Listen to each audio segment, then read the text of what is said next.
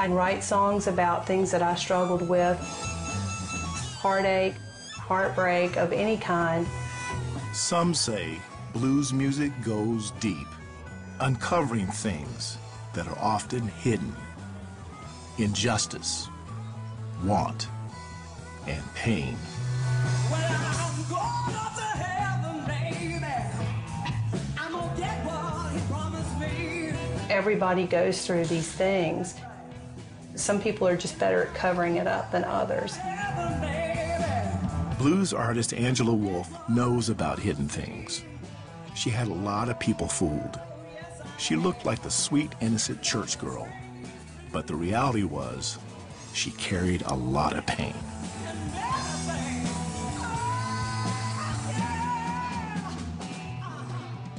It's hard sometimes to look back at the photographs. I was smiling in them. I was putting on an act, but underneath it all, I know that look. I know how hurt I was inside, and I was just really good at covering it up. Don't cry, baby. Don't cry after I'm gone. Angela was one of those kids picked on by bullies. She believed she'd never fit in, and school became a nightmare. I was looking for anything that made me forget who I was, forget the troubles that I dealt with at school.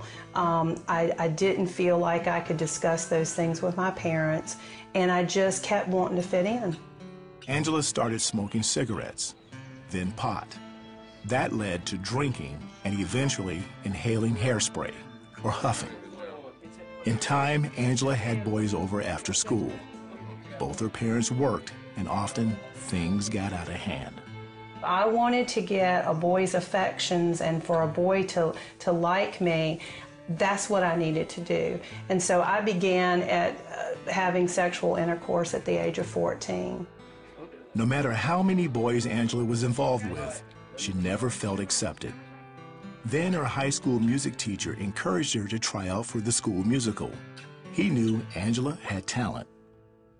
And he kept encouraging me. He said, you know, you can really do this. You just need to really apply yourself and not be afraid about what people think. Her voice gave her the attention she needed.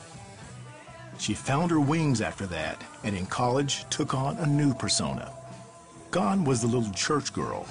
Instead, she sang in nightclubs and bars where new drugs and men again became a part of her life. Her mom sensed something was not right and encouraged Angela to go back to church. Still, Angela did what Angela wanted to do. I had had boyfriend after boyfriend after boyfriend and one night stand after one night stand. I ended up with an STD. I had become a bulimic, and the bulimia had eaten away at the gums of my teeth. The reality of what she'd become was beginning to hit home. There is nobody who's going to want somebody like me. I was a piece of trash. Life came crashing down when the man she was engaged to decided he didn't want to marry her. Then came another blow. Her mother got cancer. And when I realized she was dying, I said, you know what, I can't do this to her. She's been so good to me. She has been my supporter all these years, and she's dying. So I went to church and I listened. And I remember the minister talking about how God loves you. And it was as if he was talking directly to me. And he kept saying, God loves you no matter what you've done, no matter who you are, no matter who you've hurt, no matter what has happened to you, he loves you. And it broke my heart. And I remember sitting there on the back row crying. And I realized that God loved me.